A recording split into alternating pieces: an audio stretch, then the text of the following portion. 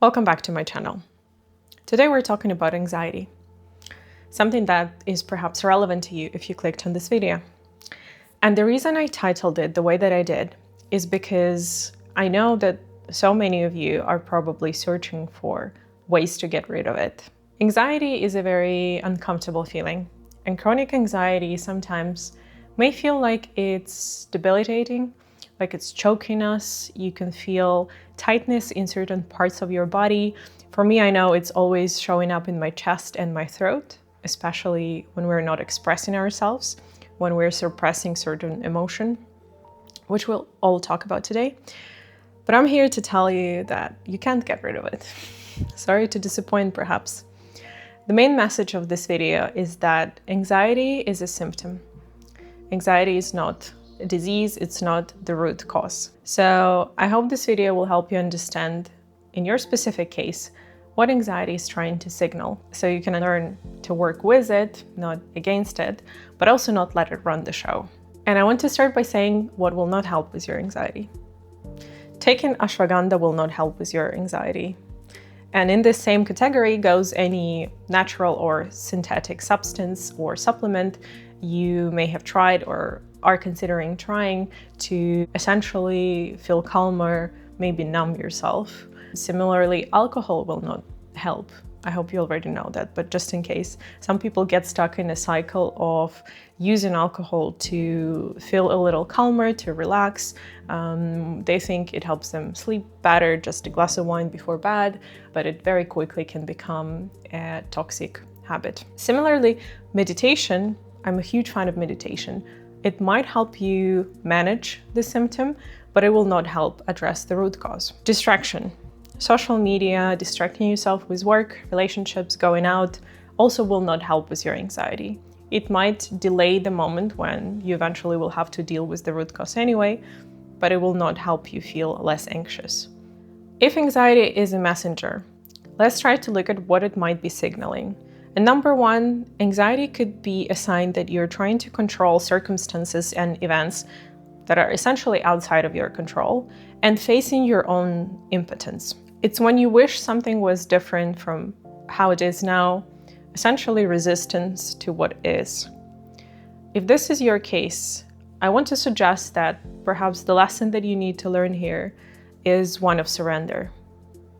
For all my high achievers out there, the lesson might be that associating surrender with being passive is not really helping you. If you're gripping for control, it could be a sign that you might need to learn to surrender, to remember that you're never alone, that you're in a constant process of co-creation with the universe. And there is a very large part of the outside events that you cannot control. You can control your reactions to them, but control is oftentimes an illusion. And it's an illusion that our minds are very uncomfortable with. Anxiety is also often a sign of broken boundaries. So if you're a sensitive empath and perhaps a person who puts other people's needs above her own, anxiety could be showing up when you're suppressing feelings of anger, frustration, when there is a situation or a person in your life that you're not standing up to, like a boss, your manager, your partner, your parents. When you should say something, you should defend yourself, and you didn't. And what that signals to our bodies is that it cannot trust us to have our best interest at heart. And if it cannot trust us, who else can it trust, right? So that teaches our body to not feel safe, which is very much related with another reason you could be feeling anxious, and that is a dysregulated nervous system. When we're constantly in cycles of overthinking, chronic overwhelm, social media and digital space definitely doesn't help with that. And I made another video about burnout where I talk more in detail about this, but essentially we have a stress loop that never gets closed, meaning our bodies never feel safe and stable, so they can't let go and fully relax. You may have noticed that if you sleep poorly, if you don't take care of your nutrition, if you don't move your body, that you become a little more sensitive to outside events. Somebody might say something to you, and when normally you wouldn't react, you just become so agitated, or you want to defend yourself immediately. You become reactive, and that's a sign of dysregulated nervous system. And reason number 4 could be that you're actually in the wrong path, and anxiety is trying to show you that. So for instance, if you have a job that you're convincing yourself is perfect for you, because any other person in your place would want to have that, or this partner, but they're the right person for you. But deep down, you know, that is not true. There's this quote from my coaching teacher that really stuck with me, which says that every anxiety wants to become fear, and every fear aims to become inaction. And it's very relevant for this specific reason, because if that is your case, nothing else that I'm talking about in this video will really help you unless you take action when it comes to be that your work career, your relationship, or any other area in which you know you're in the wrong place. Anxiety is your body, emotions, your spirit signaling to you that you need to get out. From my own experience and from experience working with many clients, this is often the case for them. Unless they pivot towards something that feels more aligned and do that, being scared, facing their fear, anxiety will persist. So those are just 4 potential reasons. You might be gripping for control. You may have broken boundaries with people around you. You may have a dysregulated nervous system and a loop of fight or flight response living in your body. And you may be just essentially on a wrong path in your life, and anxiety is trying to show you that. And another message I have for my driven high achievers out there is don't make anxiety your whole personality. Very often we mask anxiety with things like, I'm hardworking, I'm driven, I'm dedicated. But it's just another way of wearing anxiety as a badge of honor. Anxiety is a great way to achieve goals, but essentially, if you're here, it might be that you're tired of running on that energy. You know that there is a different way. Perhaps you don't need to feel so on edge and exhausted when you're working towards your goals. So I want to offer you a framework today, and we'll call it the 4 pillars of stability. And it's EQ, IQ, BQ, and SQ. Some of those you might be already familiar with, and others not so much. For me, when we aim to feel more stable in our life, we need to address it holistically. Let's start with the level of IQ, your mind, that overthinking part that tends to get overly dramatic and think of the worst possible case scenarios. Here, I will offer a few prompts, perhaps, that you can journal on. And one would be, if there's a situation in your life that is making you feel particularly anxious, the reason is that our mind often sees everything in black and white, especially when we're dysregulated. It may be a situation where neither scenario A nor scenario B fully satisfies you. So what could be very helpful is to come up with at least 3 possible outcomes. More, better.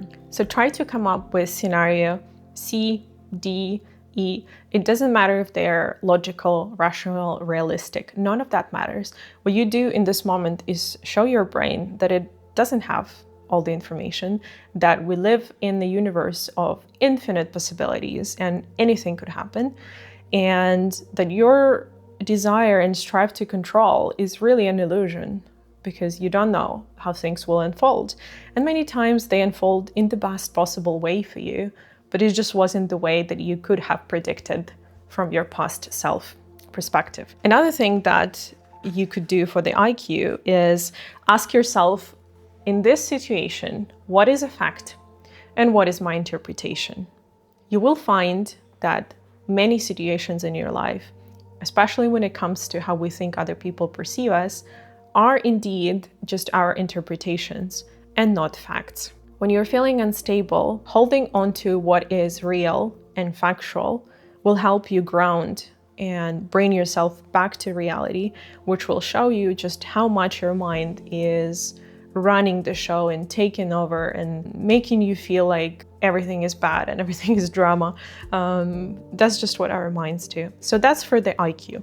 Then EQ is your emotional intelligence. And this is our navigation system for relationships with people, relationship with ourselves.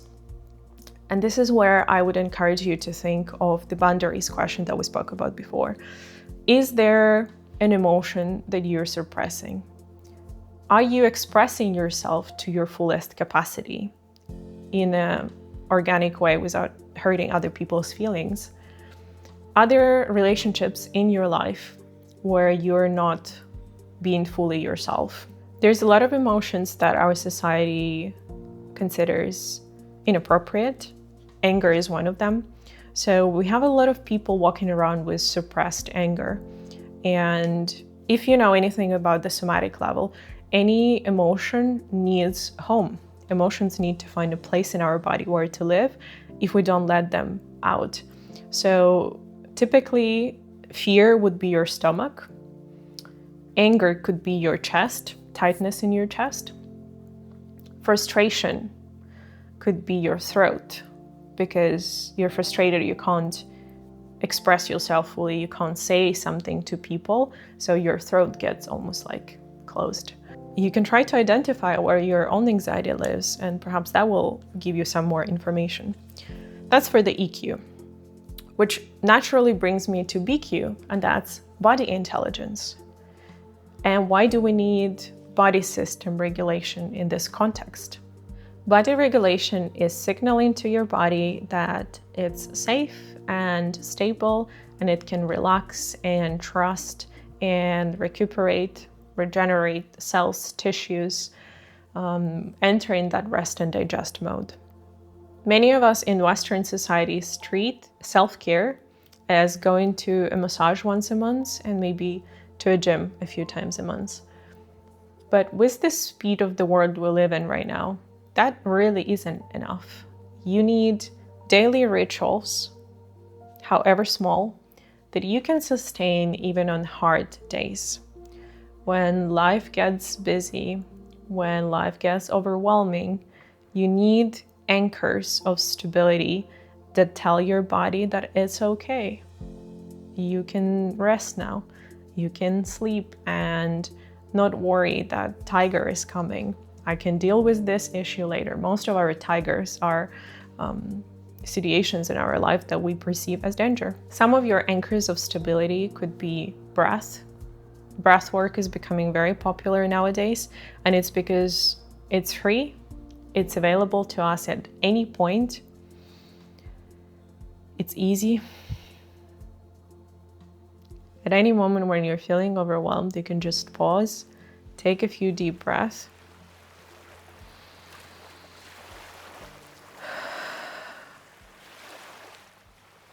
and just feel like this almost wave of calm is taking over your body. Your perspective on things will change. The possibilities will open. Once you feel more regulated, it's almost like your view of the world, like your picture is opening up. And now instead of just seeing scenario A and scenario B, you see a multitude of possibilities. And they're no longer as like dark and heavy as you used to see them before. You start to bring lightness to yourself and to others around you. Movement, water, everything that nature gave us already for free could be parts of our daily ritual, which signal to the body, this is the baseline for optimal functioning, and you need to get back to the baseline no matter what happens. Which brings me to the final quadrant, that's SQ, spirituality. And here, essentially, this is our ability to zoom out, whatever happens on the outside, zoom out and try and see if anxiety is a teacher, what is it trying to teach me right now? For that, we need some kind of spiritual practice of our own that we integrate in our daily lives. And it doesn't have to be religious. Spirituality and religion have nothing to do with each other, in my opinion. But when you sit down and calm your mind, take your attention away from the outside circumstances and put them on your inner world, you can start to hear all of those things we spoke about before. What emotions am I suppressing? What actions am I avoiding? What conversations am I avoiding? Ask You is our way to connect to the deeper why, to our purpose in life, to why we're here. And essentially, if anxiety is just one of those roadblocks on our path, what is it trying to signal to us? A story from my own life. There have been a few times in my life where I felt very anxious, and sometimes I would think that it's for one reason and it was for a completely different reason. And I've used all of the tools that I'm sharing with you today, and my clients have used them. It's important to understand that there is no quick fixes here. But if you take the framework we spoke about today, the 4 quadrants, you take even one action with regards to each one of them, the quality of your life could improve drastically in just a matter of 1 week. Your levels of anxiety could go down within a few minutes of doing one of these practices. So I encourage you to sit down with yourself, take a notebook and a pen, sit in quiet and try to reflect on what anxiety could be signaling, because we need to pay attention and we also need to not let it run the show. We need to remember that we have the capacity to choose how we react to the outside circumstances in our world. We have the capacity to build boundaries with people, to choose our path, to change our mind and choose differently at any point in life. I hope you found this video helpful. As always, please subscribe if you'd like to hear more from me, and I'll see you in the next one.